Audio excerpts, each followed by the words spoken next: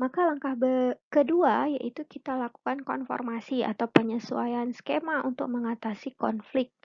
Nah, konformasi melibatkan diskusi antara user dengan perancang basis data.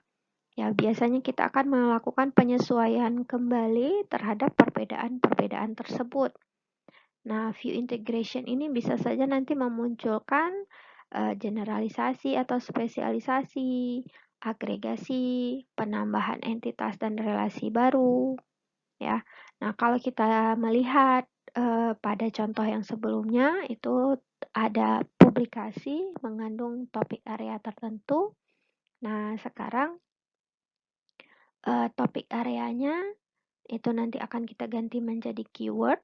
Nah, kemudian tadi publikasinya itu dipublikasi oleh departemen tertentu, ya. Jadi supaya nanti matching dengan skema yang pertama tadi ada entitas departemen, maka departemen name ini kita ubah dia menjadi suatu entitas yaitu departemen, di mana departemen tadi nanti akan memiliki atribut dep name.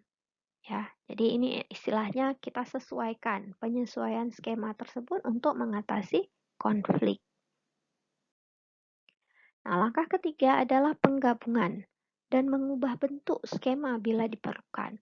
Nah, langkah ini kita akan memastikan ya completeness ya, berarti completeness ini kita ingin semua skema yang berbeda tadi ya itu muncul sewaktu kita gabungkan pada suatu skema global.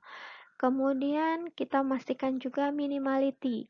Nah, minimality ini kita perlu si perancang basis data itu harus memastikan bahwa konsep-konsep yang ada pada skema global ini minimal. Makna minimal berarti tidak ada data yang redundant. Jadi jika perlu dihapus, ya dihapuskan. Kemudian kita ingin memastikan juga understandability. Jadi maknanya skema yang udah kita gabungkan tadi, ya skema globalnya itu bisa dipahami oleh user atau pengguna. Nah, ini hasil daripada merging skema yang ada pada slide sebelumnya ya, slide pada halaman 8. Nah, tadi kan ada publikasi, kemudian ada report.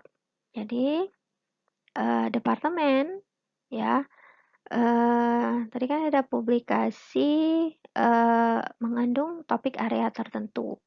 Nah, publikasi itu akan dipublikasikan oleh departemen tertentu. Jadi kan ada dep name ya, nama departemen. Kemudian di sini ada tambahan atribut address. Nah, kemudian reportnya nanti ada title, report mengandung topik area. Jadi keyword itu nanti diganti dengan topik area karena sinonim. Kemudian ada atribut name, code, dan research area. Kemudian report itu nanti ditulis untuk kontraktor, di mana kontraktornya ada nama dan ada address. Nah, ini penggabungannya.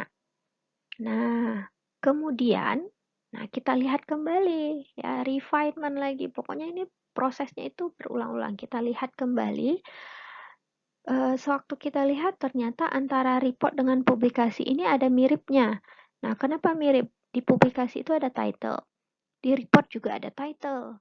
Nah, berarti maknanya kalau udah dikatakan publikasi itu sifatnya lebih umum. Nah, sedangkan report ini lebih khusus. Kenapa lebih khusus? Karena khusus ditujukan untuk kontraktor tertentu. Nah, maka kita bisa menambahkan relasi generalisasi ya. Kenapa? Karena report ini merupakan bagian daripada publikasi. Nah, jadi reportnya ini letaknya di bawah. Nah, ini ada relasi generalisasi. Ada D ya. D ini bermakna disjoint. Oke, nah kemudian title. Nah, title tadi sebetulnya udah ada pada publikasi. Jadi seharusnya title pada report ini kita hapuskan ya. Kita tidak gunakan kembali. Kenapa? Karena title sudah ada pada publikasi. Nah, ini yang tadi saya katakan, title pada report itu dihapuskan, cukup dengan title pada publikasi. Nah, pada slide sebelumnya, ya, nomor B, itu ada redundansi relasi antara departemen, kemudian dengan report, kemudian dengan topik area. Ya, Redundant kenapa? Karena relasi tersebut ya kesannya berulang-ulang. Di atas antara departemen dengan publikasi sudah ada relasi, tapi antara departemen dengan report juga ada relasi. Jadi relasi tersebut adalah relasi yang sama ya, yang berulang. Jadi kita hapuskan relasi antara departemen dengan report, sama juga antara report dengan topik area juga dihapuskan. Sehingga akhirnya sesudah kita hapuskan, maka menjadi seperti ini. Departemen itu akan melakukan publikasi. Publikasi itu bisa saja nanti berupa report, di mana reportnya tadi itu akan ditulis untuk kontraktor tertentu. Kemudian publikasi itu nanti akan mengandung topik bahasan tertentu ya, topik area tertentu. Jadi inilah dia hasil akhir dari skema ya, 2 skema yang pertama fokus ke report, satu lagi fokus ke publikasi.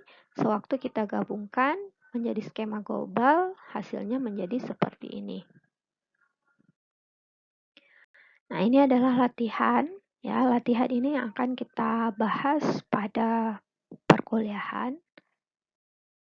Itu terkait dengan problem database kontraktor. Jadi nanti silahkan dibaca, dicoba buat, dan pada saat kuliah akan kita coba buat sama-sama latihan ini.